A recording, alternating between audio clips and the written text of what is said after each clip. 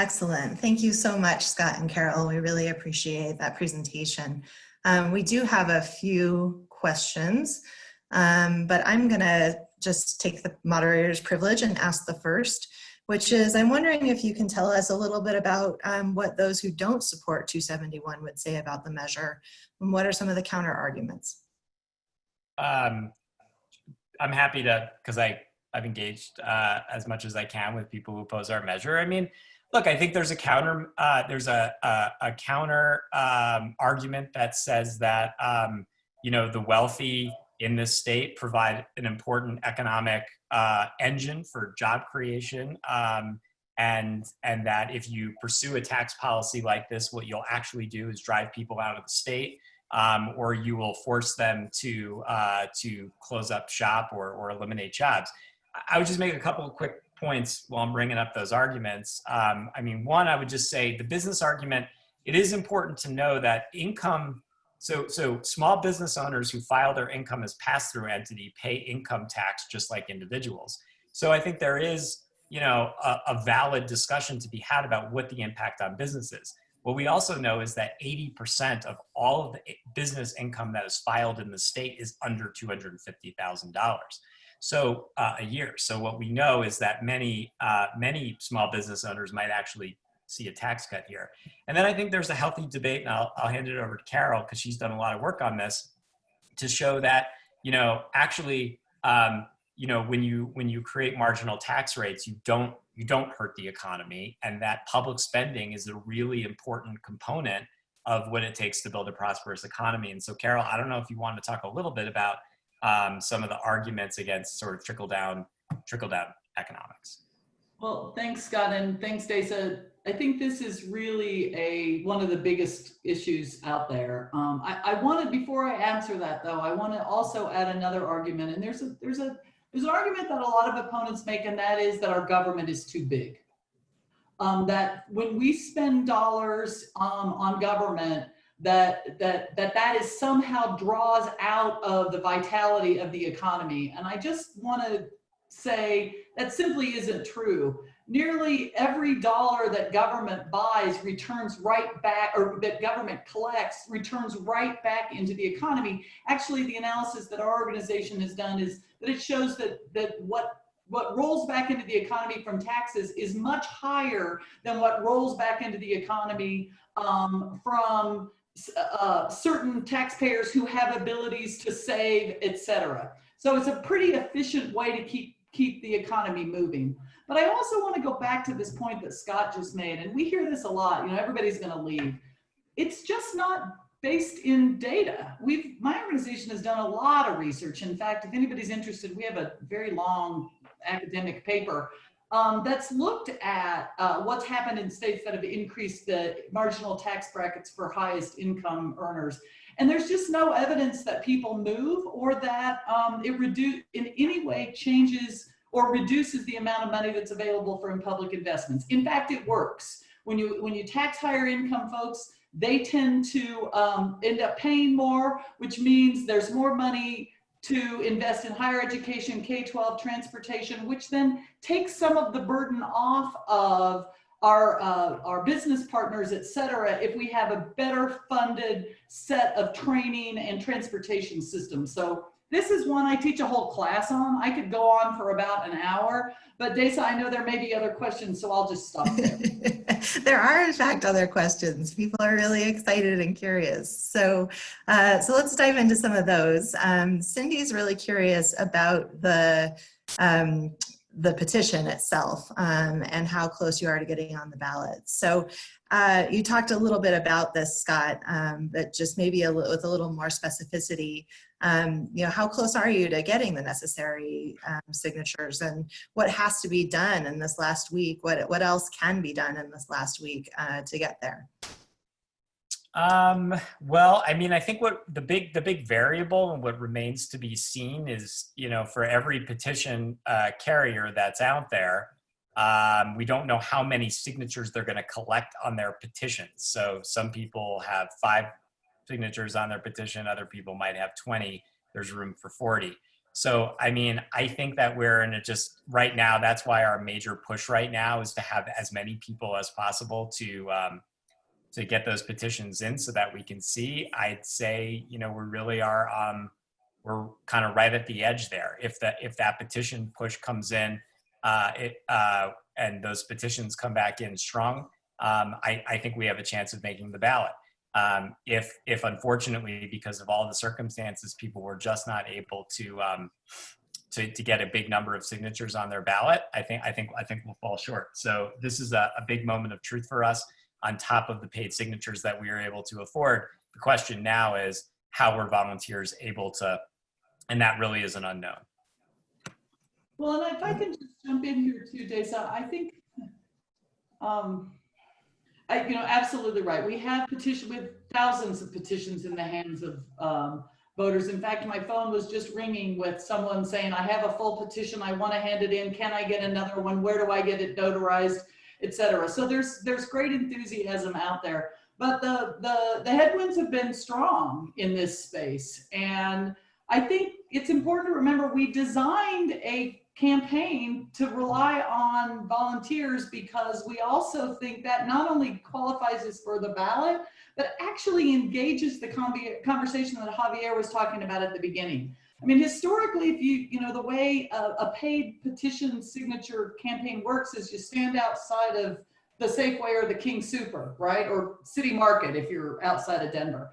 And you don't really engage voters in what's going on or what they're signing because it's a really transactional process.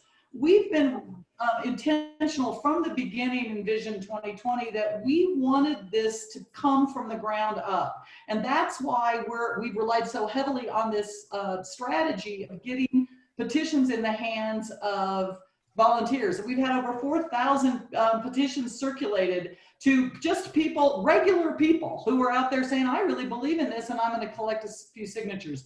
It depends on whether it's 2 signatures or 40 signatures that those people collect as to how close we are. And that's why, as Scott said, we're really pushing now to get things in this week so we have a much better sense of where we are.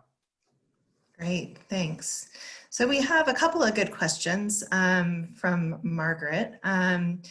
One of them is about why, if we're in this budget gap, this kind of large deficit that you were describing, are we talking about cutting anyone's tax, even the 95% of the population? What does that look like, and why don't we need kind of all of the money that we can possibly get? And the second part of that is, how did you define $250,000 as wealthy? Where was that cutoff? And were people at that level polled along with the rest of the folks that you were talking about as the solution was being crafted? So, Scott, go ahead, Scott. Oh, so yeah, I mean, a couple things. So, I mean, as I mentioned before, I mean, this is not the first time that something has been put on the ballot to try to get course-correcting revenue back into our system. And I think the reflection was that if you look back on the past several measures, they've either been regressive, relying on things like sales tax, and or asking low income and middle income taxpayers to also pay a tax increase. And I think that in part this is us really looking at the polling data. I mean, at the end of the day, all of us have great ideas about what we want our system to look like and what good tax policy is. It also has to mesh with where the voters are at. And I do think there is some tax sensitivity that has developed, particularly among low and middle income Coloradans who are dealing with more and more costs, in part, we believe, because of underfunding of our state budget. And so for us, it seemed like a very smart move to be very clear that this is changing the tax system. Amendment 73 also had a marginal tax system, but did not include a tax cut. And I think it's one of the reasons why, obviously we see, better polling here. The 250 cutoff really is just a function of the way our taxpayer income breaks out in this state. I mean, we didn't choose 250. 250 is the cutoff for the top 5% of taxpayers in the state. And in fact, and Carol could talk a little bit more than that, it's kind of shocking that you can, in fact, cut taxes for 95% of Coloradans and then raise the marginal tax brackets for that top 5% and still raise the kind of money that we're raising. So I think that in of itself says something. And then, yeah, absolutely, households making over $250,000 were in the poll. We actually did ask people to say how much money their household, with the brackets their households are in. So I could find the percentage of participants. Obviously, by virtue of the numbers, they're proportionately fewer than the rest of the population, but they were certainly. And you see a split. You see some people who make that kind of money saying that yes, they want a fairer tax system, and you see others who say no, we don't want that. If I could just add one thing to that. It's a very comprehensive answer, Scott. Thank you for doing that. I just want to remind everybody that this proposal was designed pre-COVID. I know it's nearly impossible to remember where we were as a state in December of 2019 or January of 2019. But in our polling, the biggest issues people were concerned about was the ability to make ends meet, particularly as it related to the cost of housing. And so when we solicited input from folks all across the state, this issue of we're struggling to be able to live here, to be able to stay here. So the idea of a rate reduction for some people became really important as addressing the concerns of the citizens or the residents of Colorado. I think the other thing that I want to remind people is that everyone is paying. In fact, right now, when those charts that Scott went over, where we bundle up sales taxes and property taxes and income taxes, we see that the folks at the lowest and moderate income categories pay a higher percentage of their income in taxes than do people making in the top 5%. And as Scott has mentioned, and I think I talked about too, this notion of making our tax system more equitable is as strong a driving factor here as the question of needing to raise more money. And I really do I have to underscore that whole thing about why 250. It's shocking to me. It's shocking to me every time I see it, but less than 5% of Coloradans have taxable income in excess of $250,000. Whether they're wealthy or not is a determination we can all make on our own, but they are relatively benefited by their income, and that is one of the reasons 250 just broke out as the number. Thanks, Carol. So you've talked a little bit about this initiative, support for education, but Katie has a question about, wondering, the bulk of K-12 education funding comes from property taxes versus income taxes. Is that accurate? And if so, would have thought maybe with rising home values and the growing population that the funds available for education would have increased in recent years. So can you speak to that? Can I take that one, Scott? Yep. So hi, Katie, nice to see you, or at least hear you. Actually, in the state of Colorado today, because of a combination of tax policies that we've built into our Constitution, local taxes do not, and real estate taxes do not pay the majority of education expenses in the state of Colorado, and they haven't for the past about 15 years.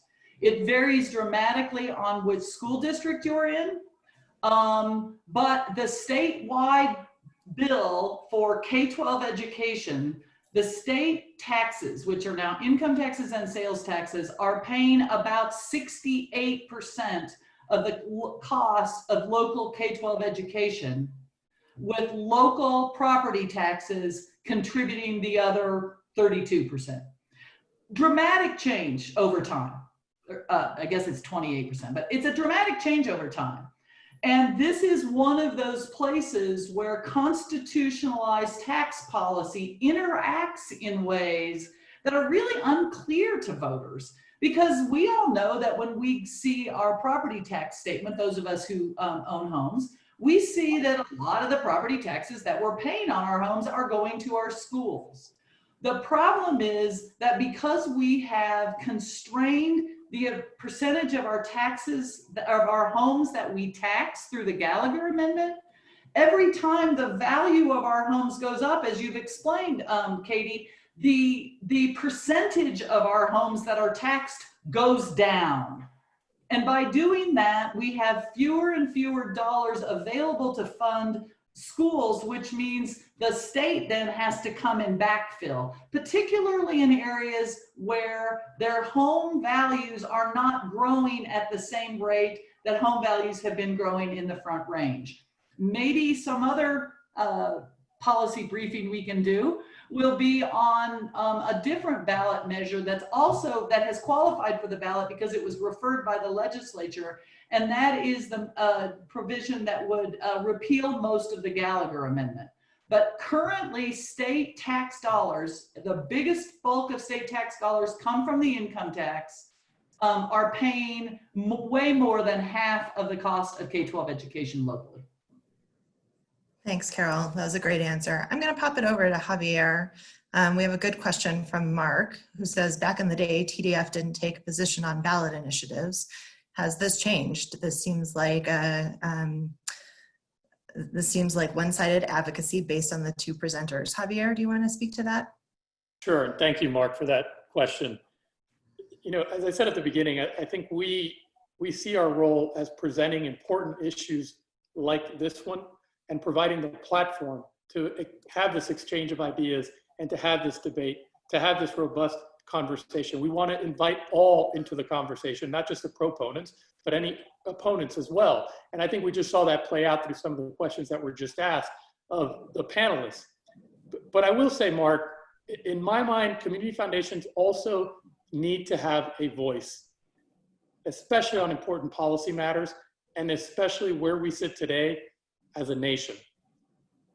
We will always be independent, and we will always be guided by what we believe to be in the best interest of the people that we serve and the communities that we serve in this area. That will always be our sole agenda. And then we'll expect folks to make up their own minds.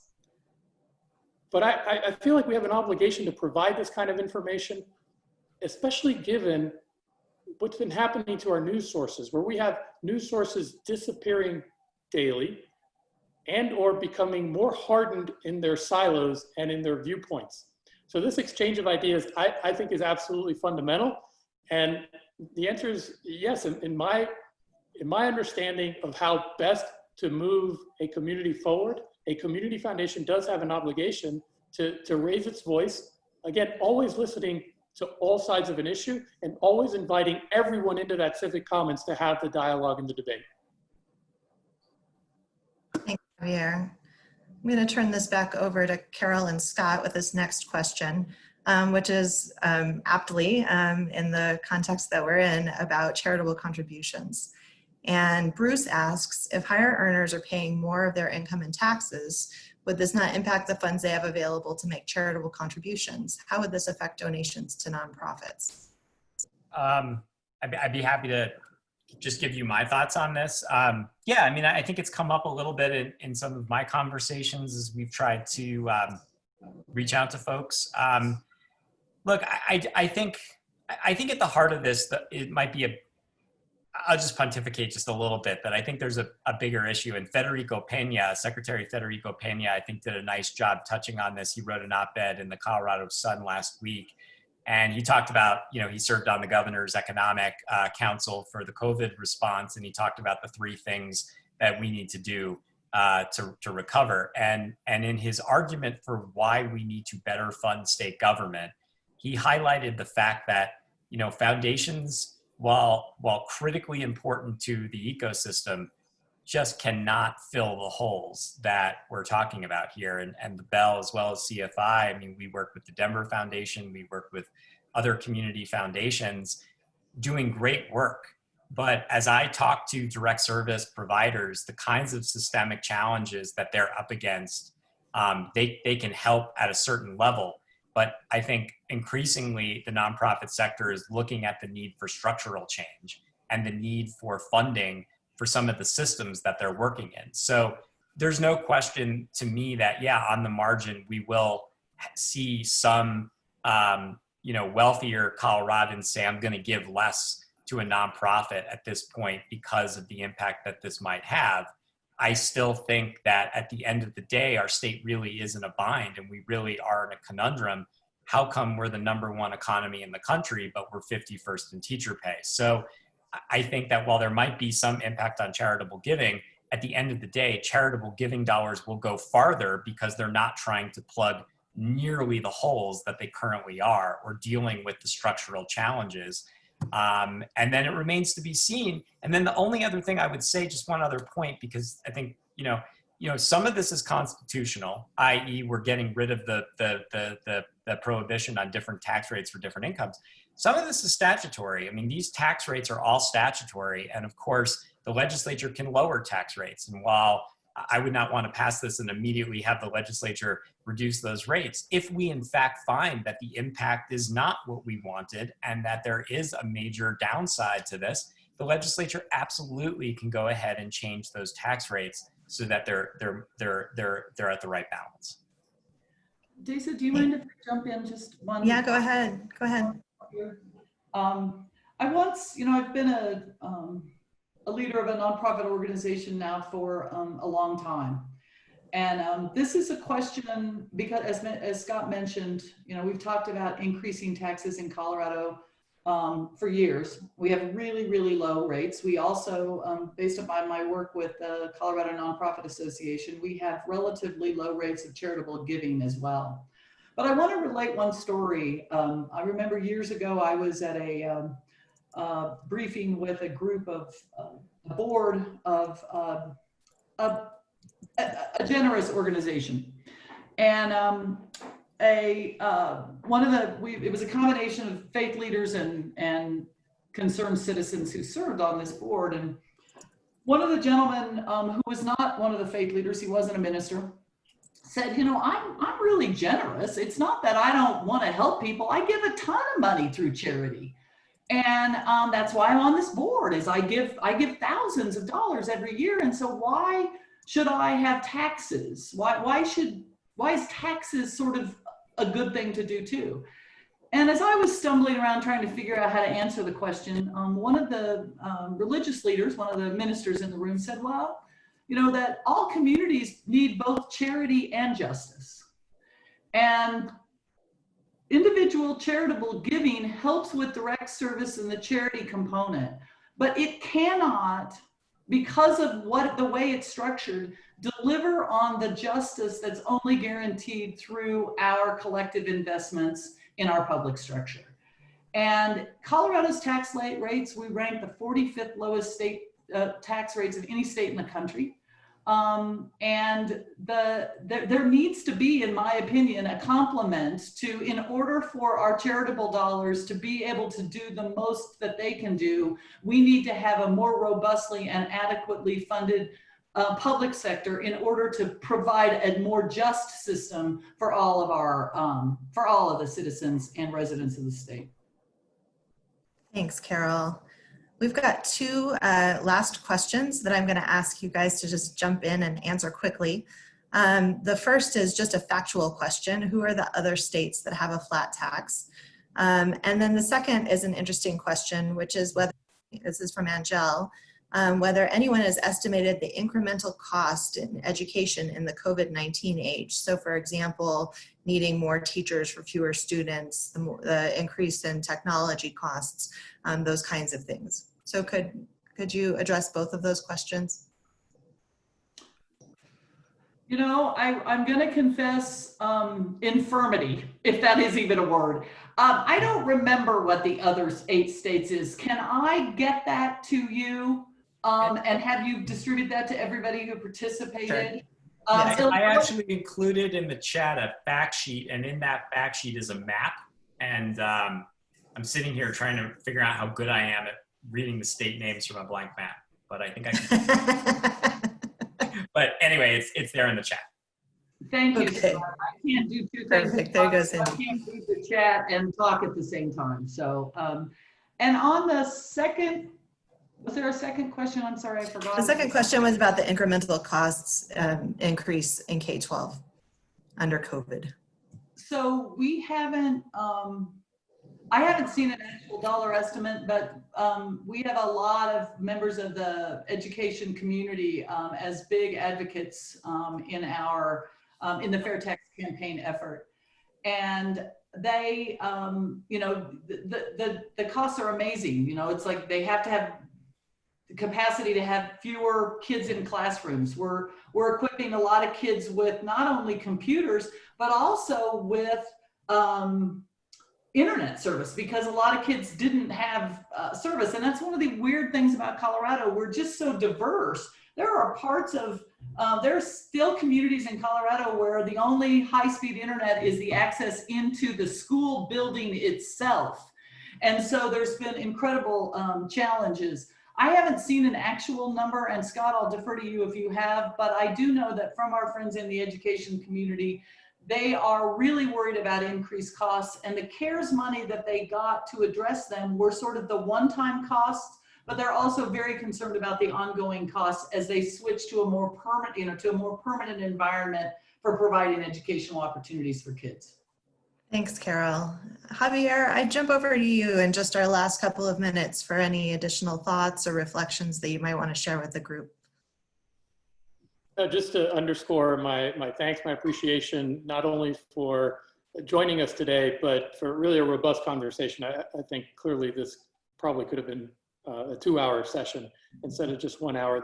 These are complex issues. I appreciate the panelists going through not only their supportive arguments, but also helping understand why some folks might have some hesitancy around an issue like this, because it is complex. But as we've all said throughout, it's also incredibly important to the future of the state.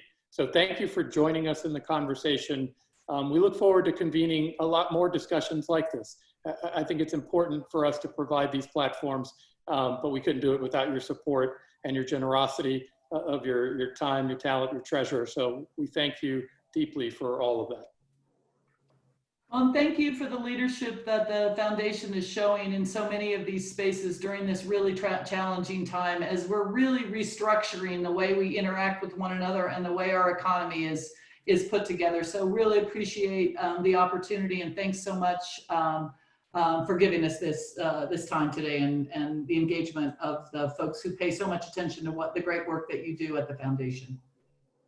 Thank you. And thanks to everyone for joining us. We really appreciate you. We appreciate you being here. We appreciate your questions. We hope that you'll join us for our next issue briefing, which is on August 13th, focused on Black Resilience in Colorado Fund, a new fund that the Denver Foundation has recently launched.